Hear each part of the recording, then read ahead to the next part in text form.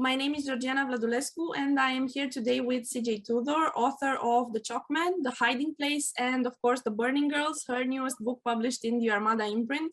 Hello, Kaz, and thank you for joining us today. Hello, thank you for having me. So I finished reading The Burning Girls about a week ago, and I was blown away by all the plot twists. So getting to talk to you about the book now, I'm basically living every reader's dream. Thank you. However, since it's a new book for us, can you tell us a little bit about it for your fans who haven't read it yet?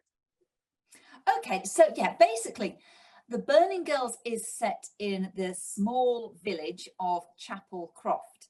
And it's a small, sort of quite isolated village in the south of England. And into this village comes Reverend Jack Brooks and her daughter Flo. And Reverend Brooks is taking over the small church in the village. But she's hoping for a fresh start in this small village with her daughter. We learn more about that as the book goes on. But instead she finds that it's a village which has got quite a lot of dark and macabre history. She finds that the previous vicar didn't leave, he actually killed himself, and that the chapel is supposedly haunted by two burning girls who were two young girls who were killed hundreds of years ago during a time in history when a lot of Protestant martyrs were burnt at the stake. And then she also finds that 30 years ago, two other teenage girls mysteriously disappeared from the village. And she finds herself drawn into all these mysteries, which are all somehow connected. The death of the vicar, the death of these burning girls hundreds of years ago, and the disappearance of the two teenage girls 30 years ago. And it turns out that there's a lot more dark history in this village than she could possibly have imagined. And it's sort of how her and her daughter Flo become involved with all of that, really. So like you said, there's lots of twists and turns and a lot going on in the book, but it was a lot of fun to write because it's kind of based really in a way upon the small village that we moved to a few years ago. So regarding Reverend Jack, as you mentioned her, I think she's an amazing character, and I found myself enjoying her chapters more than I expected because she's a vicar and I did not expect to enjoy that. But she has a very unexpected taste in music and movies, and her daughter is Stephen King. So I felt like you gave the characters a little bit of your personality. And I wanted to ask, is this your secret to building very vivid characters? Do you borrow features from real life people and use them with your characters?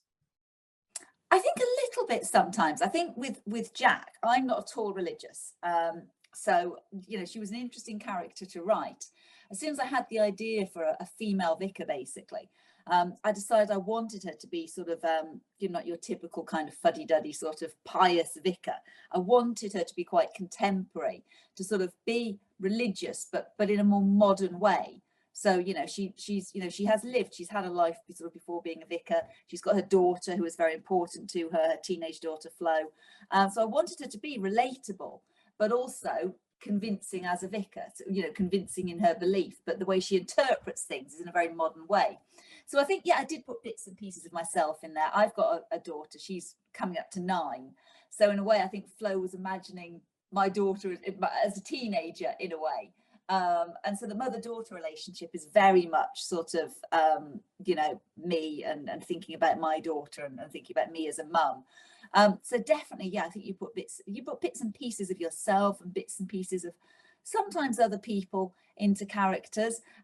Characters are kind of like a patchwork, I often think, but they sort of, I think characters also develop their own life. So you might start off with, sorry, that's my phone being really annoying.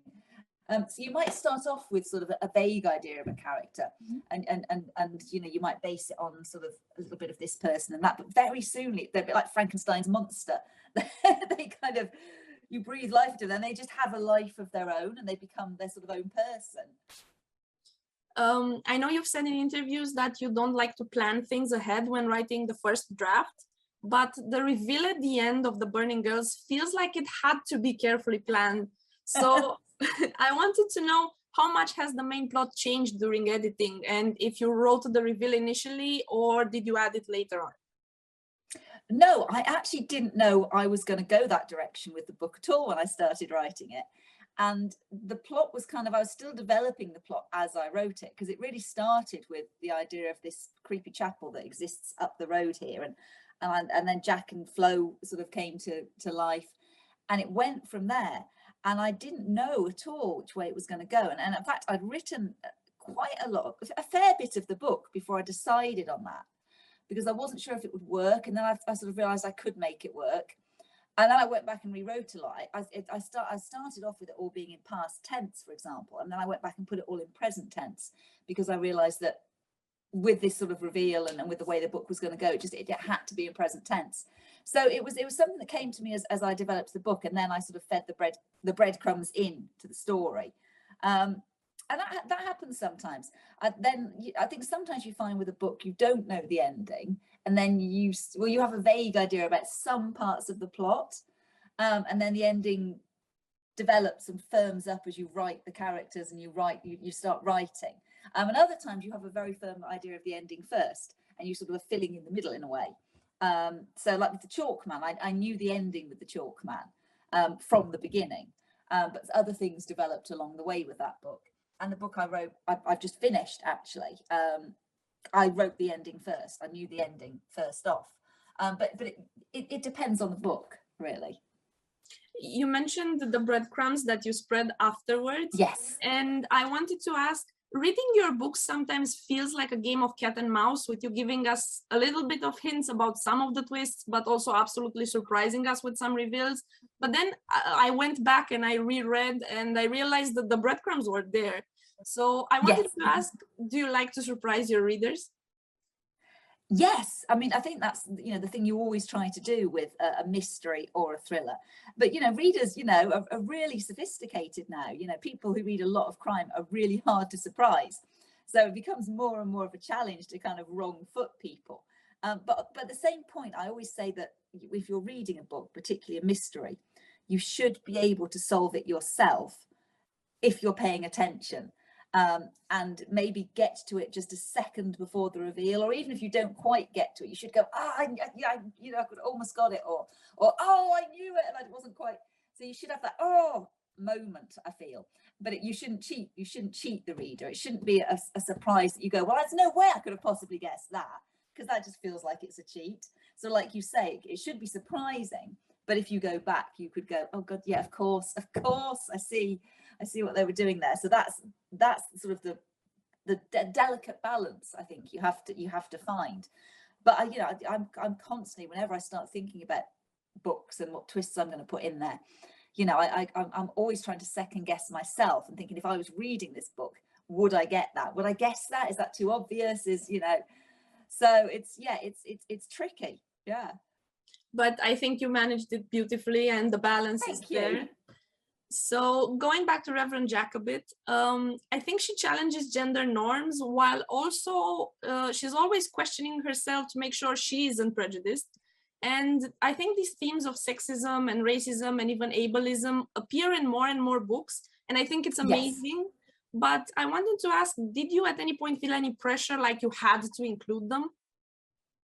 No, I mean, not really. Again, it all developed quite organically. And it's tricky as a writer, because you have to be careful, I think, with things. You don't want to offend people or get stuff wrong.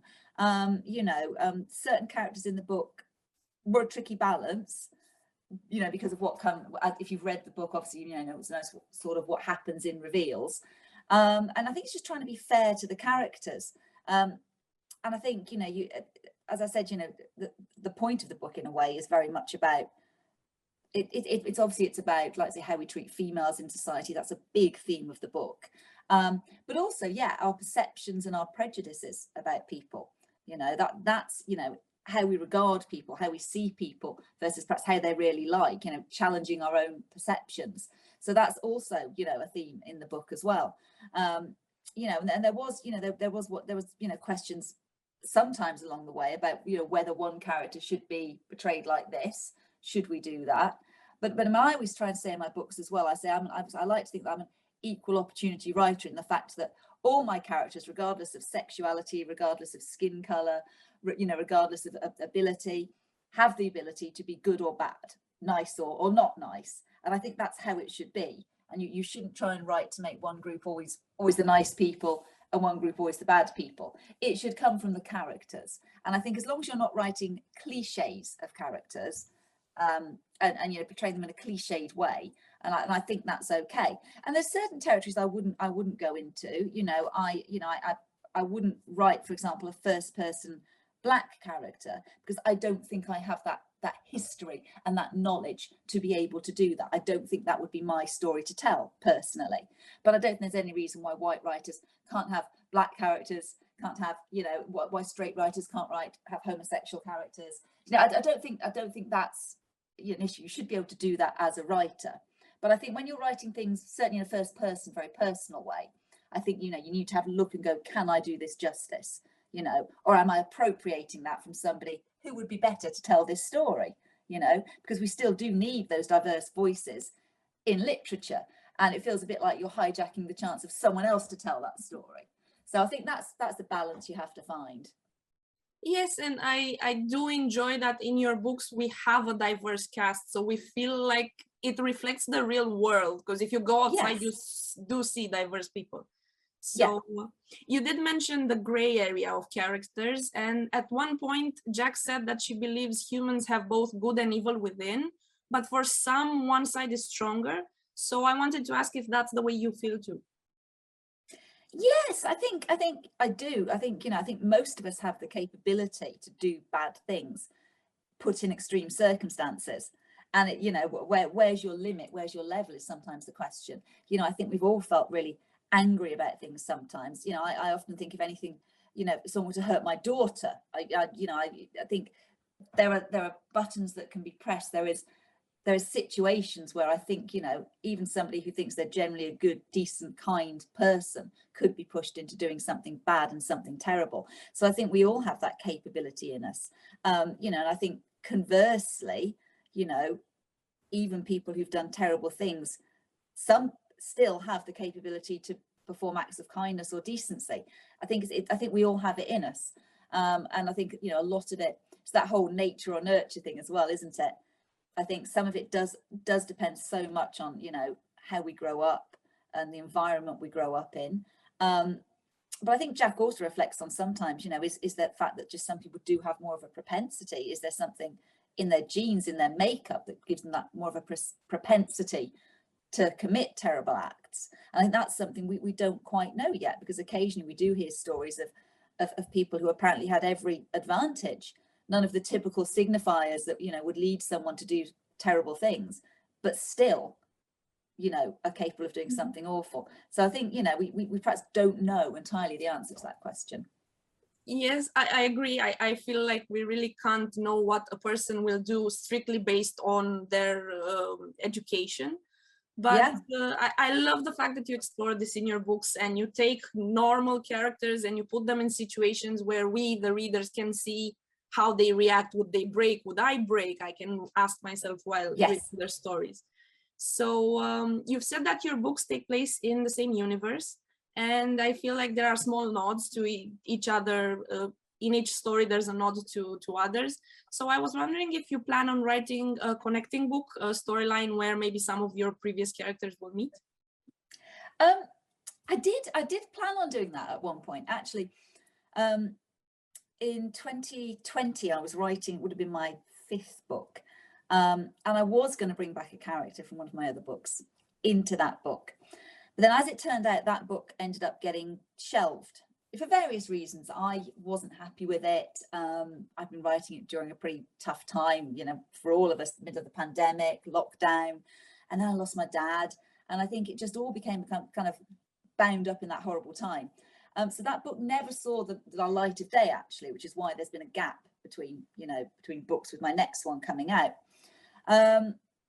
But what I did find was, nothing's ever wasted, that recurring character that was going to come back in that book is now recurring in my short story collection, in a short story instead, and meets a character from one of my other books in that short story. So again, there is that idea of the combined, you know, the combined universe. So although it hasn't happened in any of the novels as yet, There are, in the new book, there are nods to, you know, another of my books. So it could still happen, but it has to be the right book, I think, and the right character. I think it's that sort of thing where you can't force it. It has to just feel really natural that they would, you know, be in that book or that situation. So yeah, so we shall see. You mentioned that one of the books got shelved, and I have a question about publishing. I know getting your books published took a while. You even had an agent that told you that your books are unpublishable. And I wanted to know what helped you persevere in spite of that. What made you go back and write again after being rejected like that? I suppose because I just loved writing, and I constantly had ideas that I wanted to write. And if you have an idea, it's like an itch, and you have to write it. And I suppose I suppose little things encouraged me, like if you win like a competition, or you know, I sort of had an opportunity to sort of speak to other agents, which was another competition thing. And so I think those little nods of encouragement, and perhaps the fact that even though that agent told me my ideas weren't publishable, I had an agent, so I was like, I know that my writing can't be really, really awful. You know, they were, you know, although that seems unkind, they were very encouraging in other ways about my writing, but they weren't the right agent for me. And they were probably right to a degree that at that time, what I was writing wasn't particularly in favour. It wasn't particularly fashionable, but I'm really stubborn as well. So I was always like, but this is what I love to write. And, you know, I think it can be publishable, and I think there should be, you know, publishers should be open to this. And so I just kind of stubbornly kept ploughing on and writing. And then I had the idea for the Chalkman. And I still didn't know whether that was, you know, going to be publishable or an agent would take me on. But it was a little bit right place at right time for that, because I think at that point, suddenly what publishers were looking for was a little bit different. And that sort of fitted in. So publishing is tricky. Like I say, it took me well over 10 years to get a break. And a lot of it isn't just writing something that's good. There's this a huge amount of luck and timing, I think, as well. We, as your readers, are super grateful that you didn't give up and you were stubborn until the moment was also on your side. So we love your books, and we are so happy to be publishing them in Romanian. And thank you so much for taking the time to talk to us today. Thank you very much for having me. Thank you very much. It's been really cool.